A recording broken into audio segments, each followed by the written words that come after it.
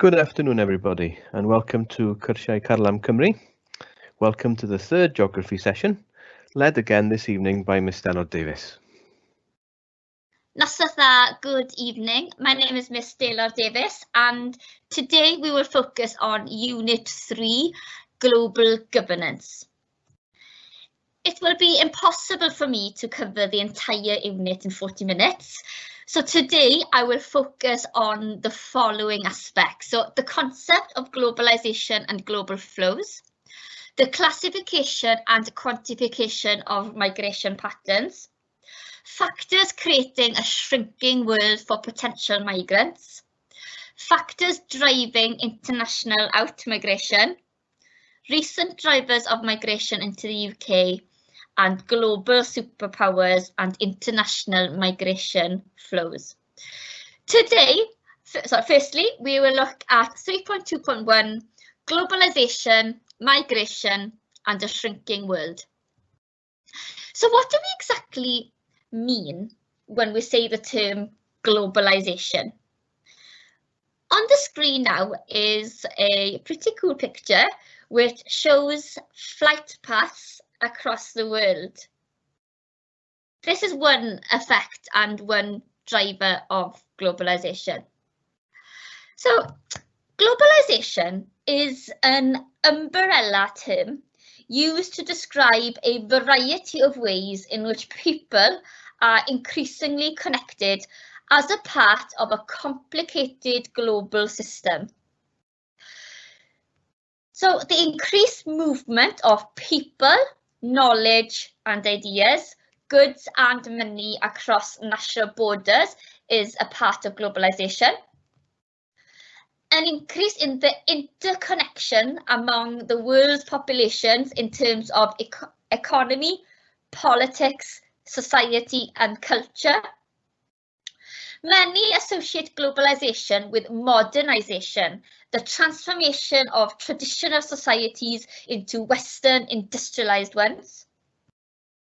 And at a global level, it is thought of in terms of the challenges it poses to the role of governments in international affairs and the global economy. There are 4 interconnected strands of globalization. We have economic, cultural and social, and political. So economic globalization is a process caused by increase in free trade. So remember, free trade is a trade policy that does not restrict imports or exports. The growth of multinational companies accelerates cross-border exchanges of raw materials, components, manufactured goods, etc. Faster, cheaper transport has driven economic globalization, and of course ICT. So due to developments in ICT, big, large multinational corporations can have complex divisions of labour. You can online purchase goods from across the world. And this type of globalization is characterized by long distance flows of goods, capital and services, as well as information and market exchanges. Another one is the cultural and social form of globalization. This type of globalization is mostly caused by migration and global communication networks, for example, Twitter and Facebook. Something can happen on the other side of the world, for example, the Japan 2011 tsunami, and people can watch it live as it happens. When the 2011 tsunami hit Japan, around 8,000 videos were uploaded by users onto YouTube. And another process caused by cultural social is the impact of Western culture through media, sport, leisure and celebrity. This is called Westernization, when the Western culture dominates over other cultures, and the other cultures, more traditional small-scale cultures, they dilute and merge with the Western way of life.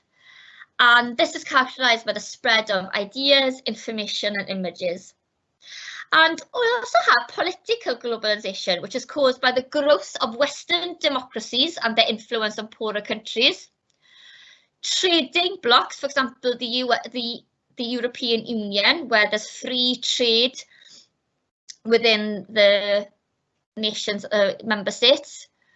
Typo there. World Bank, the IMF, International Money Foundation, and the World Trade Organization Fund, work internationally to harmonise national economies, and the decline of centralised, traditionally communist economies through, but this does still exist in China and Russia. And this type of globalization political is characterized by the diffusion of government policy and development of market economies in former communist states. Here is a brief overview of the factors driving globalization, some of which we will touch on greater detail later on in the presentation. These include development in communication, for example, the internet revolution, transport, the collapse of communism, transnational corporations, capital and investment, so increasing mobility in capital worldwide, global marketing, for example, McDonald's, Nike, for example, these are all global brands recognized worldwide, travel, increase in travel across borders, migration, trade, and also containerization. Here's some a picture of a container there, which are usually on the back of a lorry, be haulage into a port where they get put onto the ships. And it is said that containerization, so in the 70s, where containerization began, was the main factor in driving globalization, because now you could transport large volume of goods cheaply and on a large scale. So globalization has led to the growth of global systems in three important ways. Connections between places have become wider, deeper and faster than in the past. Wider networks. So in the past, trade between distant countries was less common than today. But thanks to container shipping, refrigeration and communication networks, food and drink in the UK is regularly sourced from distant countries like South Africa and New Zealand. Deeper links. In the past, people experienced a limited form of globalization. For example, they may have watched Hollywood movies, but most food eaten in the UK was still produced locally.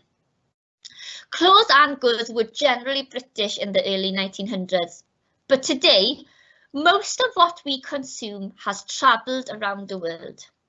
And faster connectivity, the speed by which goods and information travels around the world has increased over time.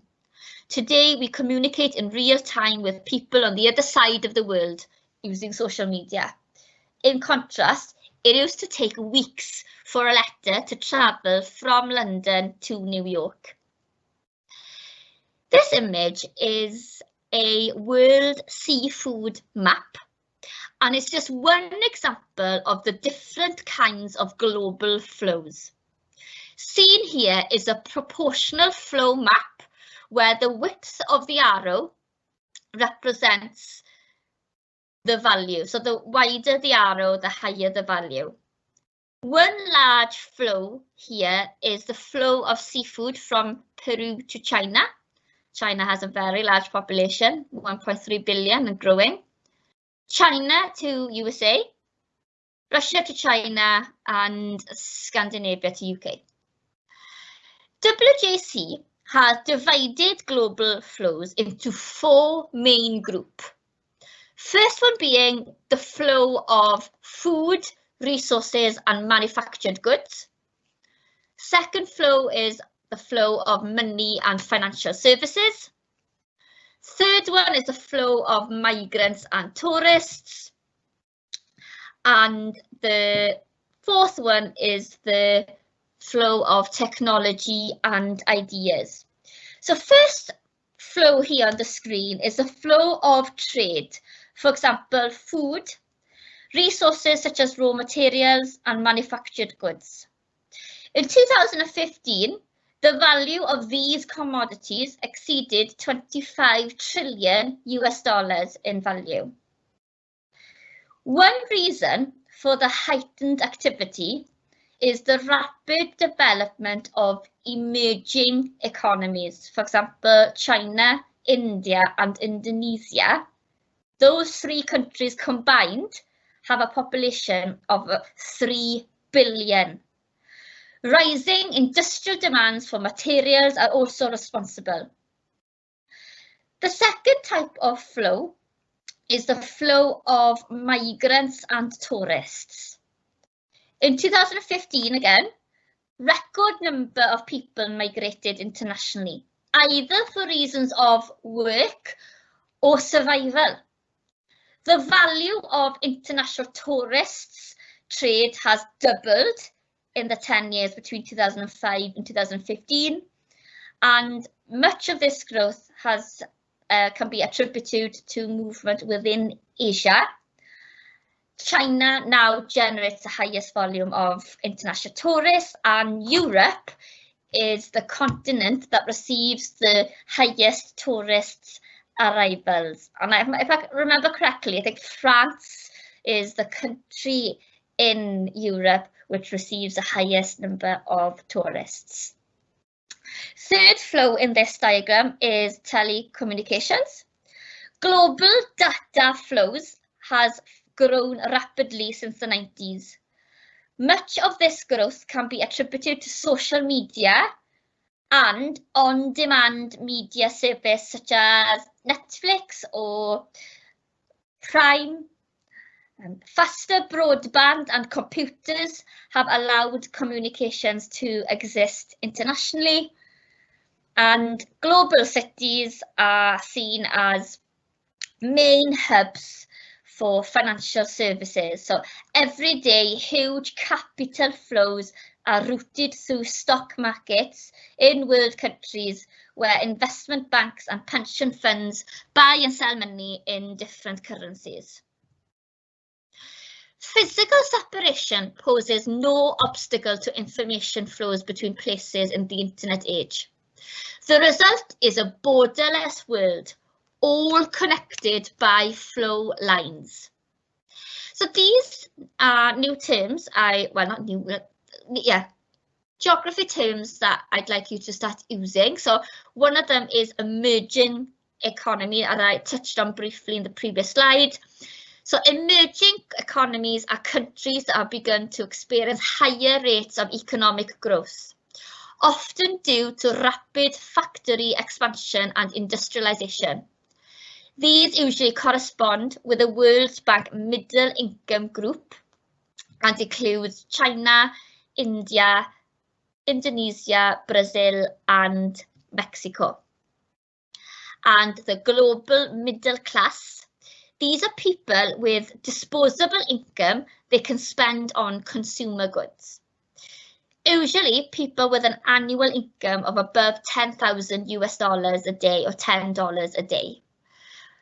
20% of the global middle class are now Chinese, and this will rise to 1.2 billion Chinese middle class by 2027. China in the future will be seen as a priority market for multinational corporations. They will have greater demand for higher quality products. They'll want more home ownerships, vehicle purchases. The global middle class indulges in higher quality, lighter, healthier foods, for example, seafood. So we are going to see a large shift due to the growing global middle class in emerging economies, for example, China. Globalization has led to a rise in migration flows, both within countries and between them. Migrants can be classified in the following categories. So simply, migration is the movement of a person between two places for a certain period of time. A long-term migrant, a person who moves to a country other than his or hers for a period of at least a year.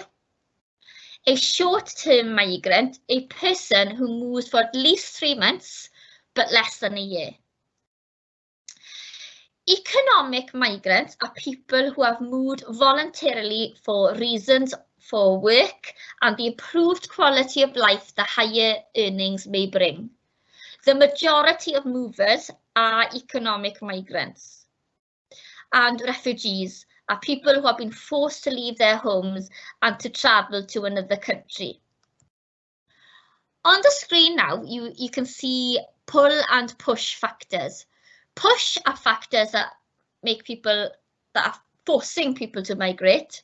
Pull are attractive factors.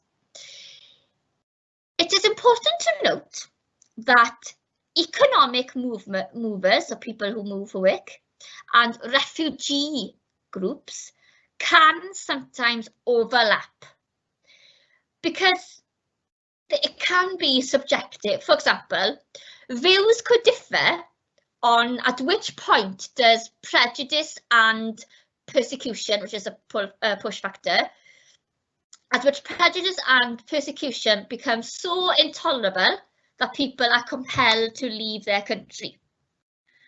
As well, how do you measure poverty as a result of drought, which are making people move?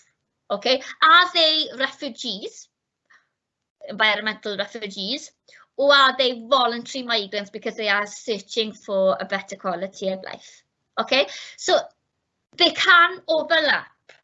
And as A-level geographers, you must know the distinction between forced and voluntary migrants, and you must also be able to demonstrate the imperfections in the definitions. It's not black and white. This is evidence that you can think critically. Here on the screen now is a circular flow map illustrating global migration flows between 2005 and 2010. It is important to note that there are large volumes of inter-regional migration. So most international migration originating in sub-Saharan Africa is usually directed towards other sub-Saharan nations. There are also intra-regional flows linking North America with other regions, including South Asia and Central America. The single most important factor explaining the pattern shown is the uneven distribution of economic opportunity within global systems. There has been a significant growth in the numbers of people migrating across international borders in the 21st century. In 2015, 244 million people, which is 3.3% of the world's population, were living outside their country of origin. This map only represents the large trends in migration, but it helps to explain why. So in 2013, there were 232 million international migrants in the world. This figure includes refugees, asylum seekers and economic migrants, anyone who has crossed a border legally or illegally to escape a disaster or persecution, or simply to pursue a better life. But this is most certainly an underestimation. Many migration figures are estimates. This is because there are issues in defining an international migrant. Between 3 and 4% of the world's population lives outside the country of birth.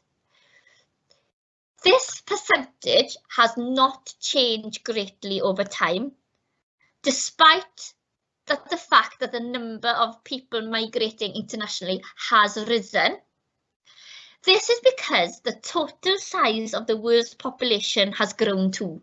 So there are more migrants than ever before, but the percentage, which is around 3 to 4%, remains the same.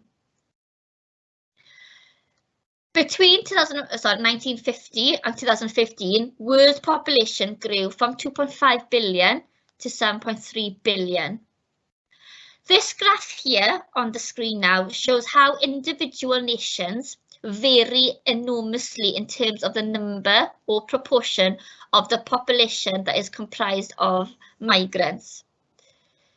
This is due to the varying or perceived economic opportunities these states offer potential migrants.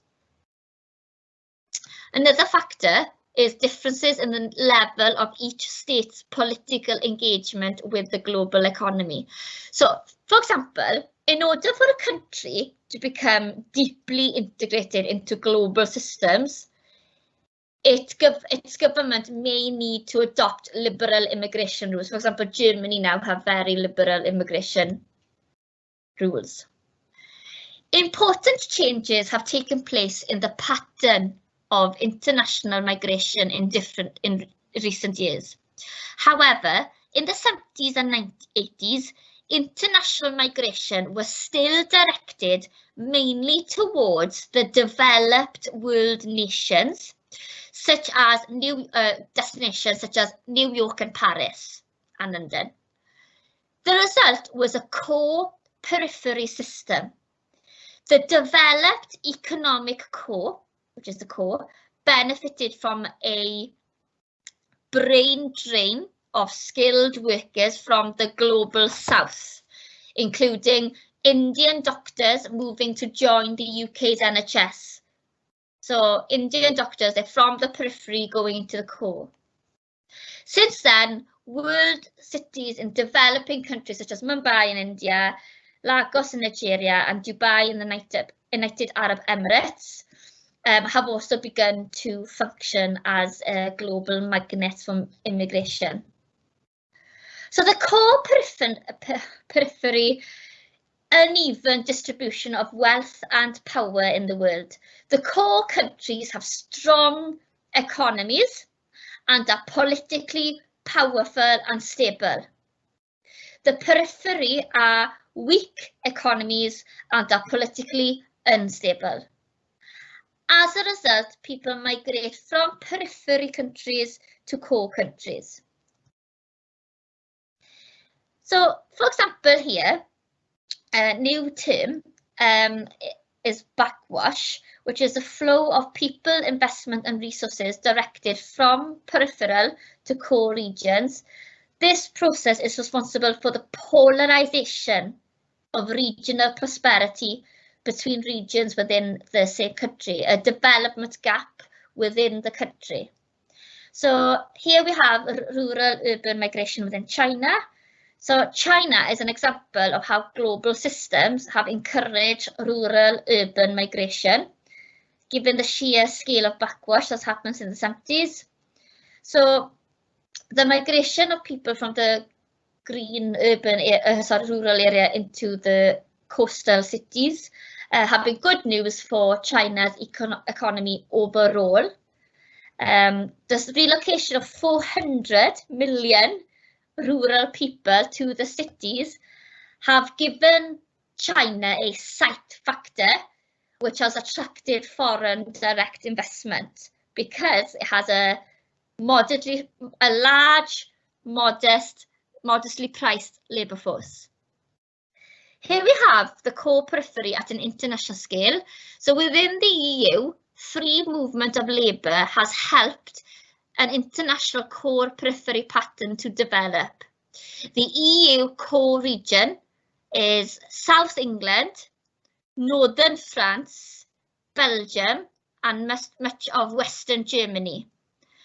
And within the core is London, Paris, Brussels, and Berlin. So labour migration flows from Eastern and Southern Europe are overwhelmingly directed towards these places that's in the graph on the screen now.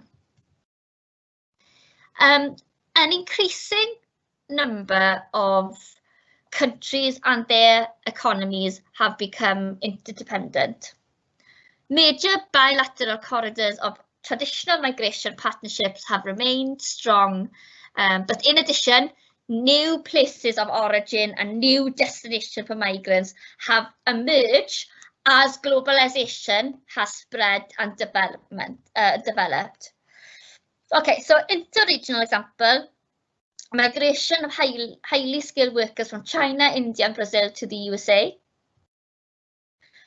The migration of workers from India, Bangladesh, Pakistan, Egypt, the Philippines and Indonesia to oil-producing Gulf states and Saudi Arabia. Intra-regional, the movement of international migrant stock from Myanmar, Laos and Cambodia to Singapore, Malaysia and Thailand, so within the continent there. Increase migration within South America. Return migration in the UK, so for example, Poland to the UK and back. And then you have internal, for example, within emerging and developing, that's what EDC, emerging and developing countries such as India, China, as we saw on the following previous slide, and Brazil. We are going to look now at factors creating a shrinking world for migrants. I quite like this infographic on the screen here, which shows the average speeds of travel during different times. So between 1500 and 1840, so horse-drawn coaches and sailing ships, 10 miles per hour. And by the 60s, jet passenger aircraft, 500 to 700 miles per hour. So as technology developed, the world has shrunk. So significant post-war technological and transport innovations have helped increased international interactions between places and international migration. And this table are showing them. So for example, the mobile phone. So without connectivity, people won't know the grass is greener elsewhere, because they can see now online, ooh, what's it like abroad. In 2005, 6% of Africans had a mobile. This increased to 60% in 2015. And rising uptake of mobiles in Asia means there are now more mobile than people on the planet. So internet means that easier for potential migrants to find out about opportunities. The media representation of places may affect people's decision to migrate to what they see online. And people can maintain long distance social relationships. People migrate knowing that they can speak to their family and friends daily if they want to. Air travel and high-speed rail as well, and I'll talk in detail now. So transport development, so increased personal mobility, air, rail and road, changes of goods and services, so lower the cost of shipping and transportation. Shipping, like we talked about earlier, is a huge element of process, in particularly containerization, which breaks the time required to ship goods. Free ports, for example, Singapore, means there's a lack of taxes and tariffs for members of the trade bloc, which makes goods cheaper from certain places, for example, EU as well. So no tariffs on goods that are being traded within the EU, because EU is an example of a trade bloc. Terminal costs and haulage costs are cheaper. Using the air for perishable items. For example, did you know the largest suppliers of flowers in the UK is from Kenya? And when the Icelandic volcano erupted in 2010 and air travel was abandoned, 30,000 Kenyan farmers were out of work because they couldn't fly their flowers. Shipping is good for large, bulky, low-volume items and the news pipelines as well. So in a nutshell, that was 3.2.1. We've got 10 minutes left, so I'm going to start on 3.2.2 and do as much as I can, which is the causes of international economic migration. But if I don't finish, it will be a copy online for you to have a look at. So 3 important factors drive international out-migration in many parts of the world. So we have poverty, primary commodity prices, and poor access to markets. So poverty. The world can be divided crudely into a core of developed countries, a semi-periphery comprising of emerging economies, we've looked at these earlier, and a periphery of low-income countries. Okay, movements from the world's poorest countries are rooted in extreme poverty of the source region. People living below the World Bank $1.9 extreme poverty line are often unable to meet their own basic needs of food, clothing, and shelter. These conditions lead to out-migration, where conditions may be a little better. And also movements from emerging economies such as Poland and Mexico to developed countries such as UK and USA can be explained in terms of relative poverty of the source region. So when Poland joined the EU in 2004, the GDP, gross domestic product per capita, was just $12,600, around 2/5 of that in the UK. While Poland's GDP per capita is high by sub-Saharan African standards, it was sufficiently low to prompt an estimated 1 million young Poles to seek a better life in the UK, but it's obviously much higher than sub-Saharan nations. Primary commodity prices. So in theory, a country's primary commodity for unprocessed foods, timber, minerals, and energy sources provide it with an opportunity to trade with other countries, thereby generating the income needed for economic development to take place. So, for example, Ghana's dependence on cocoa. So that cocoa is Ghana's primary commodity.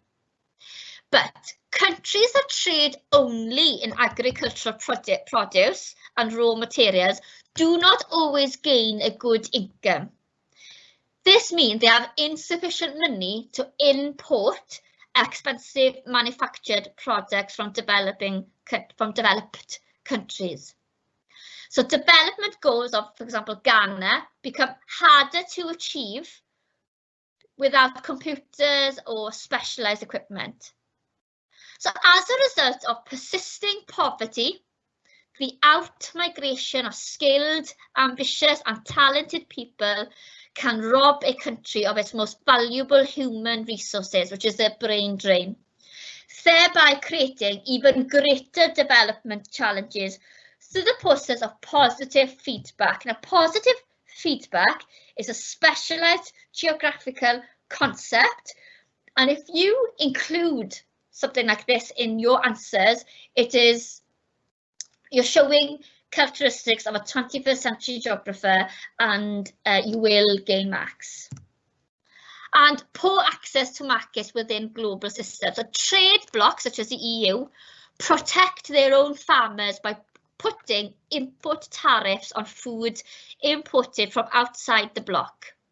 This makes it harder for external countries such as Kenya to sell the agricultural produce unless the price is reduced, which leads to a loss of income for agricultural labourers. Because Kenya's produce will have a tariff on top, it will make it more expensive for us to buy, so we won't buy it.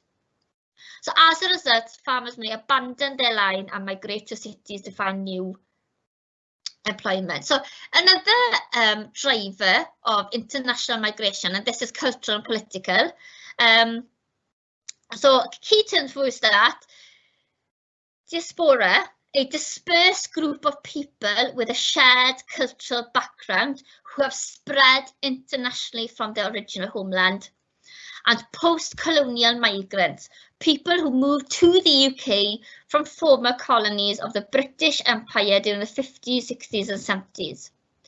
So here's an example of a diaspora of the Irish. So today, about 70 million people claim they're Irish or have Irish heritage worldwide. Quite a number for an island of only 6 million people. I think it's actually 5. So 5 million people live in Ireland, but 70 million people say they're Irish. okay, due to migration. And as you can see, the USA, after the potato famine, a large percentage of the population emigrated abroad. And here we have the Chinese and Indian diaspora.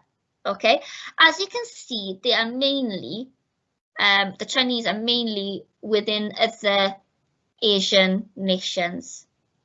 This is a proportional circles map, so the larger the circle, the higher the value. And here we have the old British Empire, and this has also been as a cause of migration. So the post-colonial movements of people. So between the 50s and 70s, the UK received migrants from the Caribbean. For example, Jamaica, India, Pakistan, Bangladesh and Uganda. And today, these countries are Commonwealth members. So migrants came to fill specific gaps in the labour force that opened after World War II.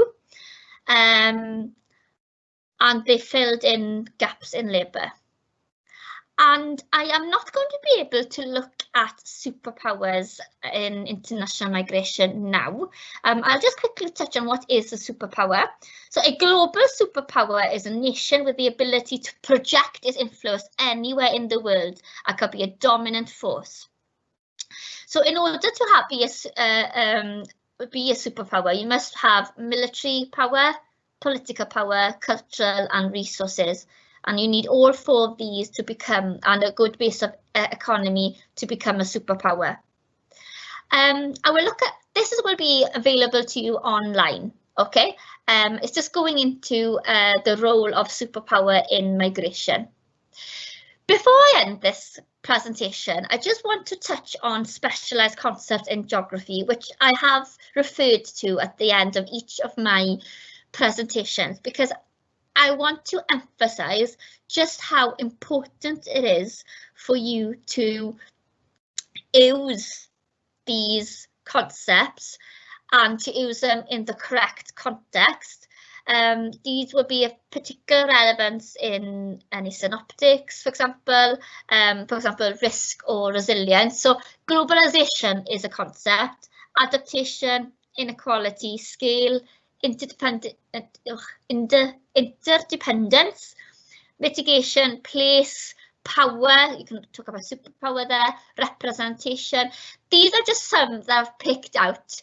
There's a larger list, including for physical and human geography, but we touched on feedback earlier. I could have added feedback to the slide. You must use these concepts correctly in your answers to gain high marks. And here is an example of how to use the key risk concept in various ways. Okay, so for example, in this unit, so geopolitical hazards or conflict and regime changes. You could also look at moral hazards or unethical actions of outsourcing suppliers, biological hazards, pandemics, for example. Risk here is a synoptic one that could be used in all of the units. And that concludes my session today. It was a bit of a whiz tour around the first section of the spec, which is 3.2.1. I touched on 3.2.2, but this presentation will be available for you online to have a look at. The last session will be a week today. And we are going to look at Unit 3, the carbon cycle, because it's a core unit that everybody has studied, and we will have a look at that a week today, and I look forward to seeing you then. Diolch yn fawr.